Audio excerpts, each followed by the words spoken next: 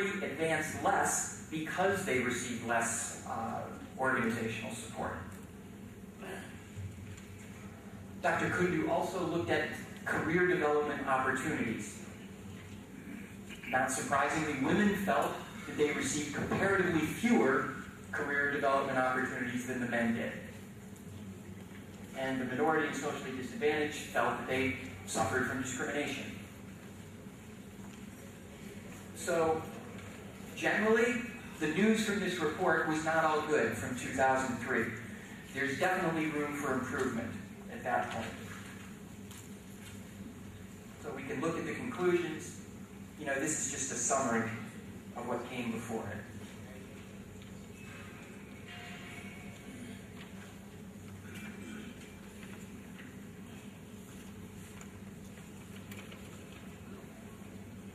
In some ways, probably no surprises there. To take a look at the present, there was another study done 3 years ago by Professor Ronald Irwin at the University of Southern Queensland.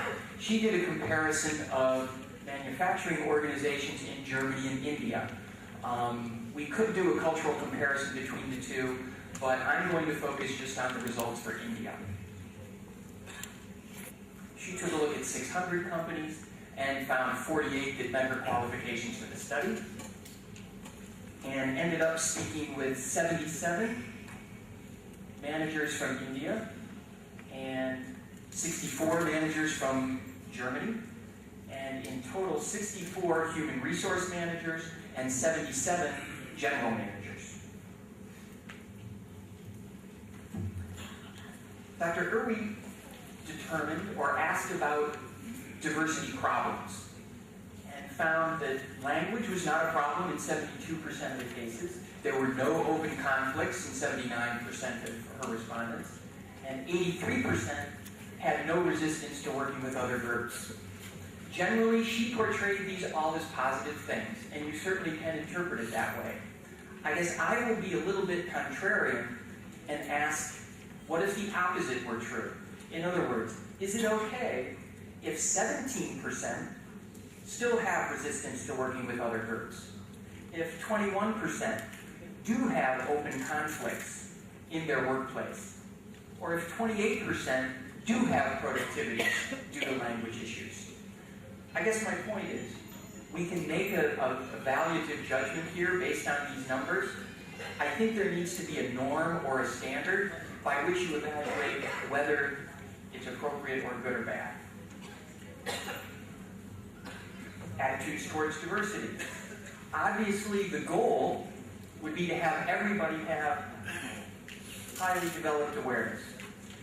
And actually, the Indian respondents rated much higher than the German respondents.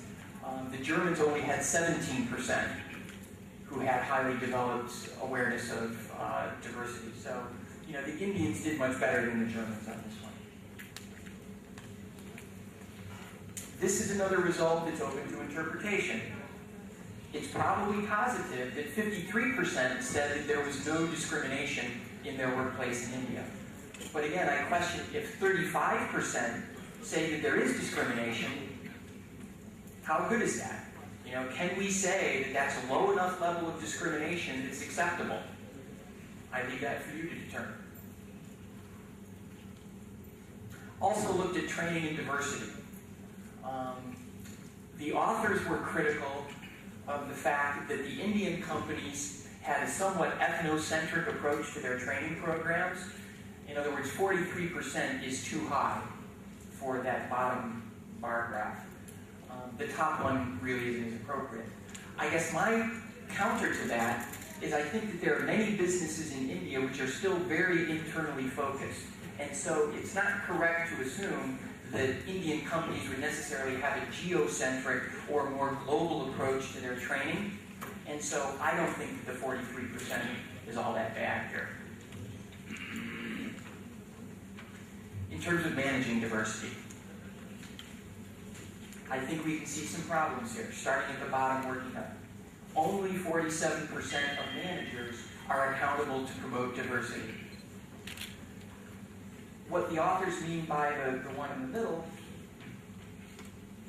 compared to the Germans, the standards and norms within companies are so rigid and they require the employees to adapt. What the authors propose is better is to have a more flexible set of norms so that they can adapt to a much more diverse workforce. And so, again, that should change. And lastly, the fact that there was an increase of 19% of grievances from non-mainstream groups was termed by the authors to be a problem.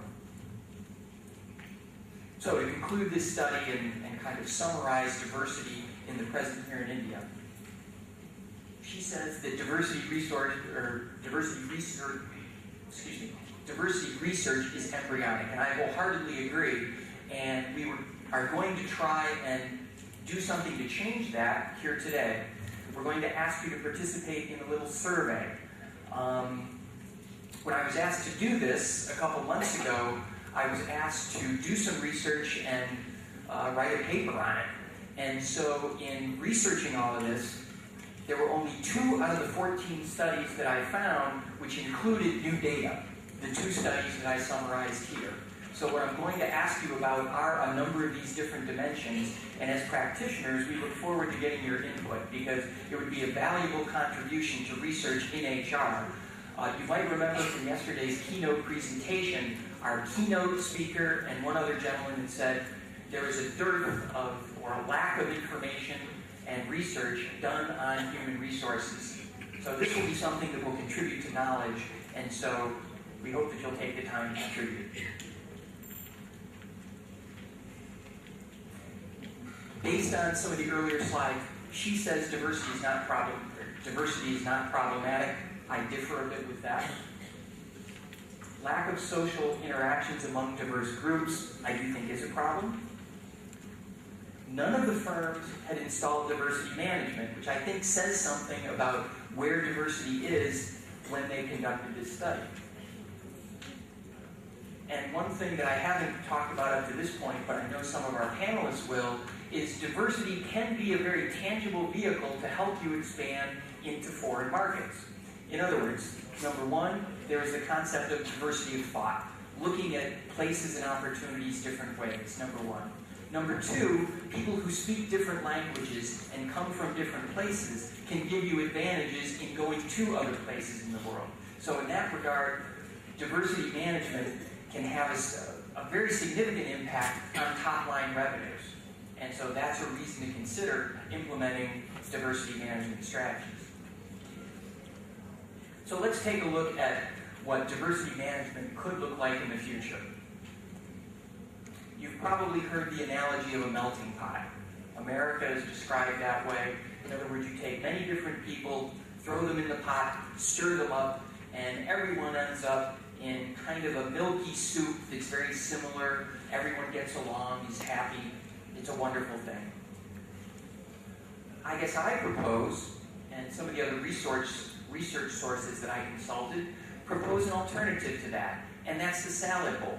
In other words, instead of throwing everyone in a pot, stirring it up, and getting a essentially vanilla blend, throw in a lot of exotic and diverse spices. Mix it up, and appreciate every taste in your salad bowl for what it is. And so instead of watering things down in a melting pot, appreciate the diversity and variety that you get in a fresh salad.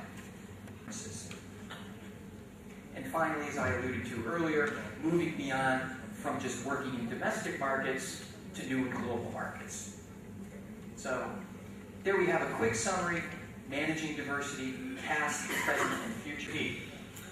And I'll be speaking about diversity as far as my company is concerned, and especially in Indian context, because my distinguished fellow panel members are going to cover it in a much broader aspect in terms of international diversity and the aspects of that. Now, while I was sitting and listening to him, what I thought was, what better way to explain diversity than to talk about this August gathering here. This August gathering itself gives an example of diversity. We have gender diversity, we have generation diversity, and of course we have ethnic diversity. And that is what I'm going to talk about. So this will be mainly in context of HPCA. Another caveat I would like to say is that I would have preferred if we had talked about, instead of managing diversity and saying that how we can capitalize on diversity, how we can take advantage of diversity. Because once we say something like managing or working with diversity, it would obviously put some fetters on our thinking. While it is essential that we need to manage diversity, but the focus as far as HR professionals are concerned, it should be taking advantage of diversity. So we consider this as an opportunity for us, and we try and work out that how we can take advantage of diversity in terms of various diverse groups which we have got. This is generally the concept of diversity which we discussed. Same as I said, example of the Southern campaign. It can be on various things that we can go on multiplying various segments where we can classify them as diverse groups. Why manage diversity is a no-brainer. We all understand it has to be managed, and as I said, it needs to be capitalized on rather than managing. He also spoke about diversity in India. And in fact, just before the presentation, one of the August panel member was mentioning that in India itself, it is akin to diversity in, let's say, Europe or some other countries. In India itself, we have so many diverse groups, so that we have to deal with this. And this gives us a snapshot of what global diversity is there in terms of ethnic groups. These are some of the facts. Now, I would like to concentrate on diversity in my corporation and how do we capitalize on that. Unfortunately, those two surveys which were conducted, I assume that we were not part of that, so our data is not there. So, our understanding is that we need to, provide and look for these differences in safe, positive, and nurturing environment. Now, you must be wondering, why are we talking in terms of safety? Safety not only in tactical or technical terms, safety in terms of a comfort for anybody to come in the organization and be able to contribute. From that aspect, because we hear a lot of stories about whether it's safe to work at night, whether it's safe to work here, safe to work there, all those kinds of issues are there. So our thing is safe, positive, and nurturing environment. In terms of numbers, we have 11,000 plus employees who are on our rolls and 30,000 plus associates in terms of outsourced workers, in terms of workers who work on our petrol pumps, who work with our gas distributors, and so on and so forth.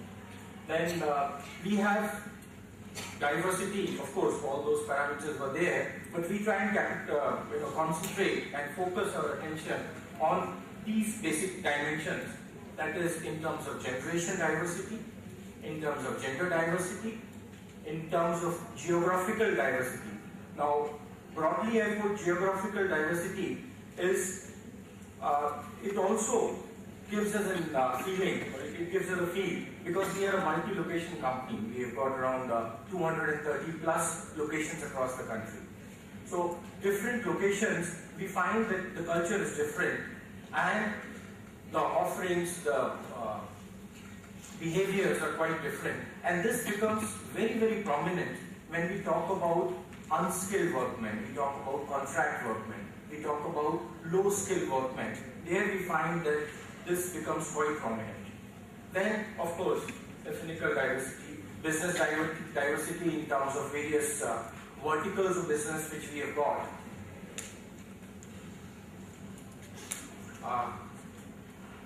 So I don't think I've made after your presentation because I didn't have time to change my so I leave it.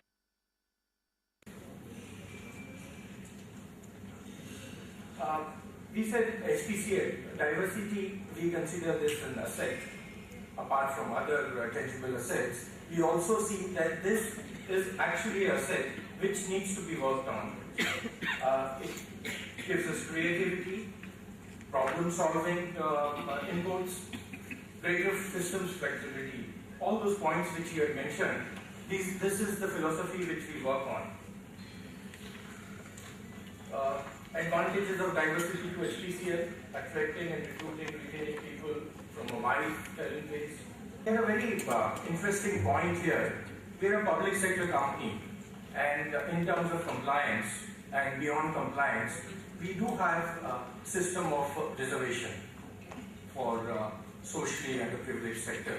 Now what we found is we can turn that to our advantage, because that has helped us in a great way in dealing with attrition issues.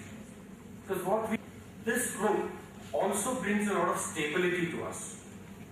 So retention does not become a big problem as far as this group is concerned. And we handle our attrition issues basis this group. So this is another disadvantage. Then building employee commitment, morale, discretionary efforts, impact of globalization and technological changes. One of the points which was mentioned about what kind of impact, and you were mentioning about that. Now, even if we don't have operations abroad or in other countries, what is happening is that the impact of this globalization is affecting us in terms of, especially in terms of generation. When we deal with generation diversity, we have around 32% of our workforce which is below 30. Now, this segment of employees gets impacted by the developments which are happening abroad very fast. And this, in terms of, as the previous session it was talked about, the learning styles and the learning methods, this definitely gets impacted, and this works on that.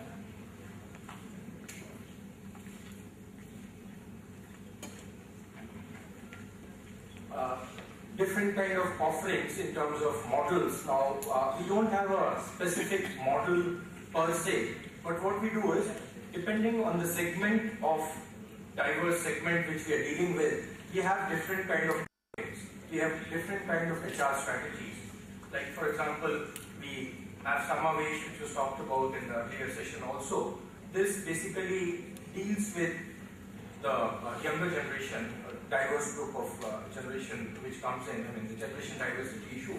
And in summer wage, it is beyond induction. It is actually inclusion of that generation which comes in terms of culture, in terms of their issues, and in their language.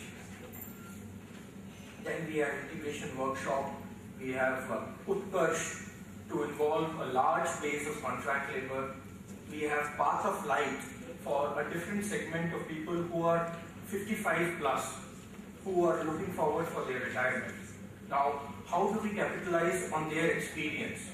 Because they don't have much to look forward in terms of career advancement, because they are close to their retirement. So what they can contribute back to the system, and while through the Path of Light, what we take care of their concerns, so they contribute back to the organization. We have Project Arogya, where we take care of the health, composite health, not only in terms of physical health, in terms of psychological well-being, in terms of various other inputs, intervention. Then to involve the union leadership, we have different kind of offerings, different kind of workshops. Development workshops, this is one of the ways through which we deal with gender diversity. Because like any other company, we confess that our record is not very good as far as gender diversity is concerned. Because we don't have that kind of representation of females which is required. And obviously because of that, we are handicapped. Because almost 50% of the talent pool or of the population, we are not utilizing in terms of if we are not taking that, if we are not having that. So we definitely are aware of this and we have to work out. Now as far as other things are concerned, because there is a compliance mechanism, because there is a statutory laws, we are following that, we have reservation system. But we don't have that kind of, I mean, these are affirmative action things which are required. Now, I have examples of certain countries in Europe. For example, I understand in Germany, recently they've come out with a law that at least 15% of the positions in senior management would be reserved for female employees. In Airbus industry, for example, they say that at least 30% of the fresh recruitment has to be from female employees. So those kind of things that has been mandated. But right now, we don't have a system like that. But we are trying to work out on that. This is what just I talked about. In fact, we feel privileged that we have first women director in board of any oil and public sector gas, oil and gas PSU. We recently, 6 months ago, we have a lady director. So I think we are on the right track as far as this is concerned. But if you look at the ratios, we are far below the statutory standards. As I mentioned, we have specific HR interventions. In fact, we have recently tied up with East Western Reserve University in Cleveland, where Professor Diana Bilboria, who is working on this issue internationally. So she will be giving us guidance, she will be providing us some kind of inputs on what can be done. Now, what path we are going to follow is that we are going to have incentive schemes for the managers who can encourage, this kind of gender diversity promotion. So we are trying to work out a package where we can provide some kind of incentive. Because if the compliance mechanism does not come in place, the other way is to look at from this aspect. Cultural diversity, how do we manage as organizations and individuals, manage the cultures, because as we can see, what's happening across us today is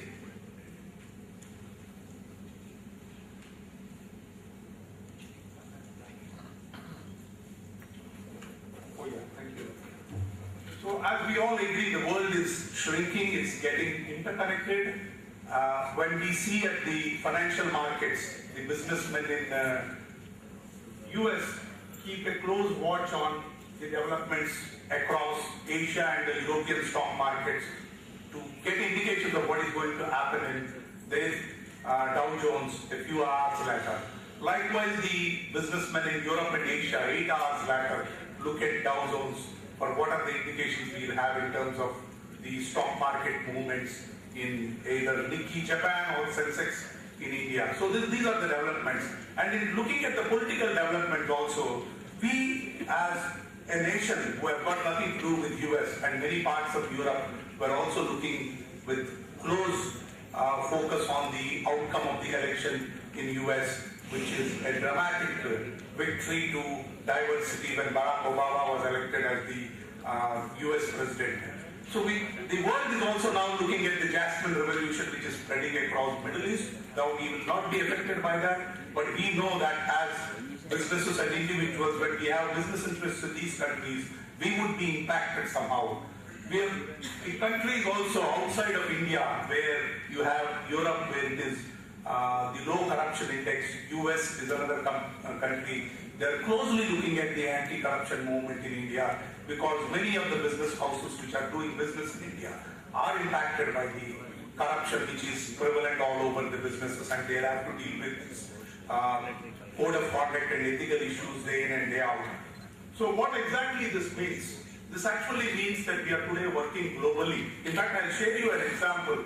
Michael was asking me how far the Indian business houses have been actually embracing this cultural diversity. India is a diverse country in terms of different states having different cuisines, different languages, people behave differently, people have different cultural connotations. But then I give you an example of a very conservative company in Chennai, TVS, you know TVS, which is known as a very conservative company. The other day I was in a conference in Chennai and I come across an American who is the global IT lead for TVS. I was actually surprised that TVS is hiring Westerners in their operations in India. So we are getting very close actually. Today what's happening across us is The companies have got the financial analysis right, the companies into difficulties. And as I would rightly point out, understanding culture is as important as understanding the currency in that country to actually build a business today. So we'll see how this is actually impacting companies across the globe. Today, we are talking about a global mindset. What exactly is a global mindset? Global mindset is the ability to recognize, read, and adapt to the cultural signals so that our effectiveness is not compromised when we are actually interacting with people from different backgrounds. That is a global mindset. So there's a lot of culture which goes into understanding and working with a global mindset. So how is it actually happening, and how companies have done this effectively, and how companies have got into difficulties? I will take you through few of the cases which we have, because most of my examples are from the Western research, because as some of our speakers were pointing out, not much of research was available in the Indian HR domain, except that I came across a wonderful article yesterday in the Economic Times while I was traveling from Chennai to Hyderabad. It's an article called Gurgaon to Tokyo. It's actually the cultural changes which has happened after Ranbaxy was taken over by Daiichi, a Japanese company. It's a full-page article. I would encourage you to read that. What kind of changes the Japanese have brought into an organization which is essentially driven by an Indian entrepreneur called Malvinder Singh. It's a great article. We seldom come across this kind of literature in the Indian domain. So I have just taken some of the literature which is available from the Western HR experts. So this will actually help us in understanding the global culture, because today we are into global sourcing. Even if we are an Indian company, we are sourcing a lot of things from outside of India. China is one country, a lot of global sourcing companies are resorting to. Global mobility, the employees from one country is moving to another country for work, or even for signing contracts or interacting with the counterparts outside India, or even having some mergers and acquisitions.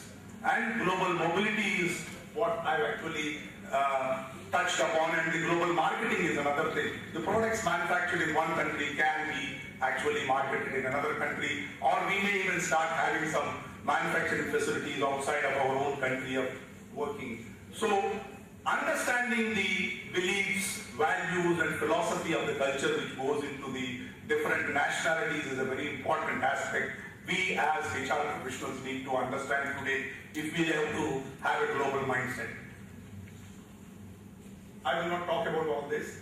We'll just quickly go to a case study which happened very late in 2005, where IBM ThinkPad has sold their computer business to Lenovo. You're all aware of that, what exactly has happened here.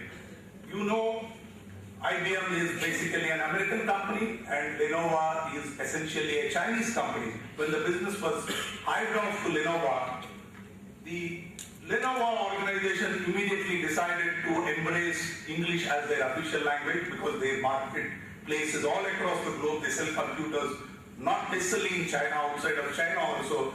They immediately started